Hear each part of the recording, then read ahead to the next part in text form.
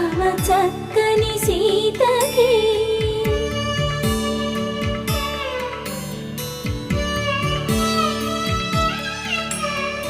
ఎర్ర జాబిలి చేయి రాముడేడని అడుగుతుంటే చూడలేదని పెదవి చెప్పే చెప్పలేమని కనులు చెప్పే నల్ల పూసై